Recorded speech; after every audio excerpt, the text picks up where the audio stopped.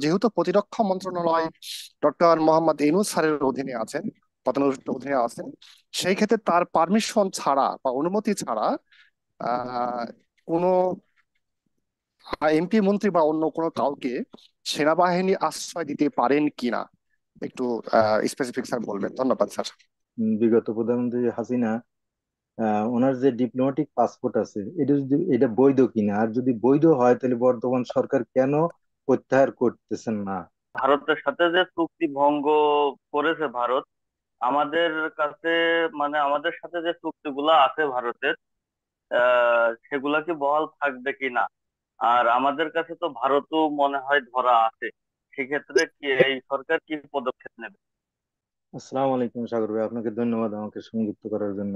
আমার প্রশ্ন হচ্ছে মহোদয়, আলোচক মহোদয়ের কাছে, যে বাংলাদেশের প্রধানমন্ত্রী হিসাবে বিগত প্রধানমন্ত্রী হাসিনা ওনার যে ডিপ্লোম্যাটিক পাসপোর্ট আছে এটা যদি এটা বৈধ কিনা, আর যদি বৈধ হয় তাহলে বর্তমান সরকার কেন প্রত্যাহার করতেছেন না? আর দ্বিতীয় প্রশ্ন হলো যে ওনার স্ট্যাটাসটা কি? ধন্যবাদ আপনাকে। জনাব ইমরান তুমি কোথায় বলছেন? আসসালামু আলাইকুম সাগর ভাই, আমি সরি কানাডা থেকে বলছি। আমার প্রশ্ন হচ্ছে, আমরা তো আওয়ামী লীগ, এর আগে বিএনপি, এর আগে জাতীয় পার্টি, তিনটা পার্টিকেই দেখেছি। এখন নির্বাচন যখনই হোক, এই রাজনৈতিক দলগুলা থেকে কি আমাদের নেক্সট নেতৃত্ব সিলেকশন করার কোনো উপায় আছে, নাকি নতুন নেতৃত্ব আমাদের দেখতে হবে? এটা আবশ্যিক হয়ে গেছে এখন। এটাই আমার কোয়েশ্চেন। Thank you. জনাব ইসলাম বলুন। জনাব ইসলাম। আসসালামু আলাইকুম। আর সাগর ভাই, আপনার সহ আপনি সহ যারা আলোচক আছে প্লাস যারা দর্শক আছে সবাইকে আন্তরিকভাবে শুভেচ্ছা ও ধন্যবাদ জানাচ্ছি এবং সালাম। আমার প্রশ্ন হচ্ছে যে ভারতের সাথে যে চুক্তি ভঙ্গ করেছে ভারত, আমাদের কাছে আমাদের সাথে যে চুক্তিগুলো আছে ভারতের, সেগুলা কি বহাল থাকবে কিনা। আর আমাদের কাছে তো ভারতও মনে হয় ধরা আছে। সেক্ষেত্রে কি এই সরকার কি পদক্ষেপ নেবে? জি, ফখরুল ইসলাম বিপ্লব বলুন। কোথা থেকে বলছেন আপনি বলুন। প্রিয় দর্শক, অনুষ্ঠানটিকে শেয়ার করবেন, অন্যদেরকে দেখা শুরু করবেন। জি, জনাব বিপ্লব। জি আসসালামু আলাইকুম। সাগর ভাই, কি আমার কথা শুনতে পারতেছেন? সাগর হ্যাঁ, সাগর স্পষ্ট ভাই, শুনতে পাচ্ছি।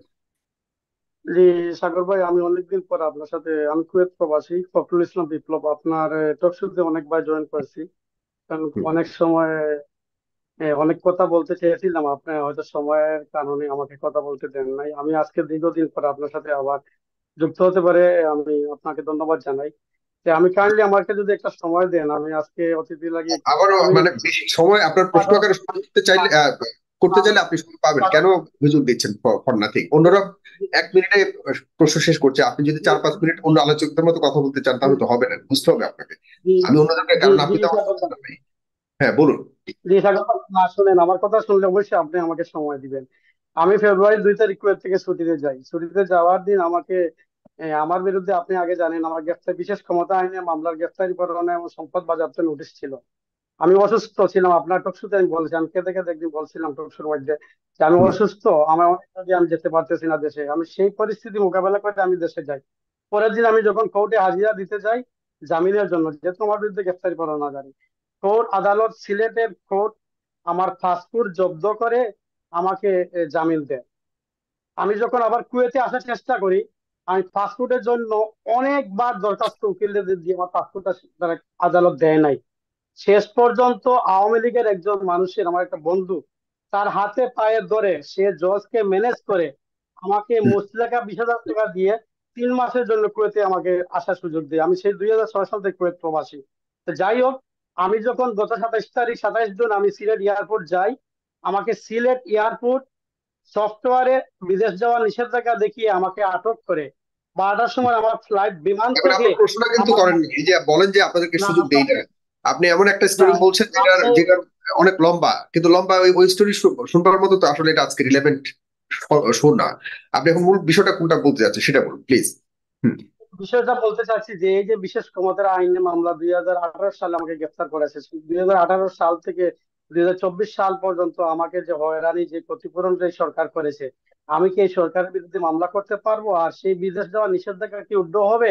আর এই বিশেষ ক্ষমতা আইনের মামলা কি আমার মানে কিভাবে এটা আমি সমাধান করতে পারি, আবার আমি দেশে যাওয়ার জন্য নিরাপদে যেতে পারি, সেই প্রশ্নটা আজকে বিজ্ঞ বিচারকের কাছে যদি আমাকে সহযোগিতা করেন আপনারা ধন্যবাদ সাগর ভাই, যদি আপনাকে কারো অনেক জানা থাকে ধন্যবাদ। একটু তবে বলবেন। এই এই উত্তর আমি জানি না এখানে কেউ আইনজীবী আছে কিনা, আপনি এটাকে ওই রকম ভাবে দিতে পারবে কিনা। তবে অবশ্যই এমন কিছু যদি ঘটে থাকে, হাজার মানুষের সাথে এরকম ঘটনা ঘটেছে, হাজার সবচেয়ে না বড় লক্ষ কষ্ট, লক্ষ মানুষের সাথে সবচেয়ে বড় এরকম কষ্ট ঘটনা একটা ঘটেছে। সেকেন্ড, এগুলি সব অবশ্যই, এই এগুলি সব বিচার হবে। এক সেকেন্ড, এক সেকেন্ড সাগর ভাই, সবচেয়ে বড় কষ্ট হচ্ছে আমি এয়ারপোর্টে কুয়েত আসার জন্য আসছি, আমাকে গ্রেফতার করে কানাইঘাটের সোর্সে পাঠায়, আমি কুয়েতে আসতাম, আমার মালামাল বিমান থেকে নামিয়ে আমাকে কানাইঘাট থানাতে রাত 12টার সময় আদেশ পেপার জামিন পেপার দেখে আমার পরিবার জি, কানাইঘাটে জি, ঠিক ছাড়া আছে, পায়। ঠিক আছে, ঠিক আছে। আপনার মতো এরকম হাজারো মানুষ, লক্ষ লক্ষ মানুষ আছে এমন অভিযোগ দেয়। অবশ্যই আপনার এটা হওয়া উচিত। তবে যথাযথ জায়গাতে আপনি যদি বিচার চান, যদি না হয়, না করে বিচার যে যে না দিলাভাই হয়, কাছে তখন অনুরোধ তখন করবেন, হয়তো আমরা কথা দিলাভাই বলতে জানা পারবো। থাকে, ধন্যবাদ। জনাব দিলাভাই কাছে একটু রুবেল আহমেদ বলুন। অসংখ্য ধন্যবাদ সাগর ভাই আমাকে যুক্ত করার জন্য। Doctor Sinha M S Syed স্যারের কাছে আমার একটি প্রশ্ন। 24-এর গণ অভ্যুত্থানের সফলতা আমার কাছে ব্যক্তিগতভাবে 50% শিক্ষার্থীরা পায়, জনগণ পায়, এবং 50% এই সফলতা হচ্ছে সেনাবাহিনীর। যদি সেনাবাহিনী ওই দিন যদি মানে দায়িত্ব গ্রহণ না করতেন, আমার কাছে ব্যক্তিগতভাবে মনে হয় যে যেগুলো নিহত হয়েছে যে আজ পর্যন্ত, তার থেকে কয়েক গুণ বেশি নিহত হতে পারতো। এবং সেনাবাহিনী আরেকটা ভালো কাজ করেছেন যে কিছু আওয়ামী লীগের এমপি মন্ত্রীকে ওই যে সেনানিবাসে আশ্রয় দিয়েছেন। কিন্তু আমার একটা প্রশ্ন হলো, যেহেতু প্রতিরক্ষা মন্ত্রণালয় ডক্টর মোহাম্মদ ইউনূস স্যারের অধীনে আছেন, পতানুর অধীনে আছেন, সেই ক্ষেত্রে তার পারমিশন ছাড়া বা অনুমতি ছাড়া আহ কোনো এমপি মন্ত্রী বা অন্য কোনো কাউকে সেনাবাহিনী আশ্রয় দিতে পারেন কিনা একটু স্পেসিফিক স্যার বলবেন। ধন্যবাদ স্যার। ধন্যবাদ। ইঞ্জিনিয়ার ফরিদ পাবেন প্লিজ। অনেক ধন্যবাদ সাগর ভাই আমাকে যুক্ত করার জন্য। আজকে আমি একটা ইনফরমেশন দিয়ে তারপর প্রশ্নটা আমি করতে যাচ্ছি। দেখুন, 2023 সালের নির্বাচন পূর্ববর্তী সময় অক্টোবর এবং সেপ্টেম্বর মাসে যখন পিটার হাস বিভিন্ন পলিটিক্যাল পার্টিতে অফিসে গিয়েছেন এবং তাদেরকে ইনফর্ম করেছেন the sanction what would be the impact if the election doesn't have any playing field situation, তখন বিভিন্ন পলিটিক্যাল পার্টি ওনাকে বলেছেন যে তাদের সময় নাই, তারপর আপনার they don't have any issues about the election. কিন্তু আজকে আমি প্রশ্ন করতে চাচ্ছি যে তখন তারা বিভিন্নভাবে এই স্যাংশনের ভিসা স্যাংশনের উপর ইরানের উপর দৃষ্টান্ত দিয়েছেন। আমরা যারা বিভিন্ন পলিটিশিয়ানরা এবং পলিটিক্যাল এক্সপার্টিসরা এই বিভিন্ন সোশ্যাল মিডিয়াতে এসে ইরানের এক্সাম্পল দিয়েছেন, ভেনেজুয়েলা এক্সাম্পল দিয়েছেন, রাশিয়ার এক্সাম্পল দিয়েছেন, তারপরে ইরানের এক্সাম্পল দিয়েছেন যে কিভাবে sanction doesn't have an impact in our country. আপনারা কি, আমি বলতে চাচ্ছি, আমার কোয়েশ্চেনটা হলো এটা যে আমাদের পলিটিশিয়ানরা কি ইউএস ফরেন পলিসি এবং স্যাংশনটা কি বুঝেন না? আজকে এই আপনার আওয়ামী লীগ ক্ষমতা যাওয়ার পর প্রধানমন্ত্রী, এক্স প্রধানমন্ত্রী শেখ হাসিনা নাও হোমলেস, এবং যারা বিভিন্ন পথে ঘাটে বিভিন্ন দেশে যেতে যাচ্ছেন, পারছেন না কোথাও, ওনাদের কি এই আইডিয়া আছে? এবং five eyes always on top of the Bangladesh. আচ্ছা, জি, থ্যাংক ইউ। আপনাকে ধন্যবাদ।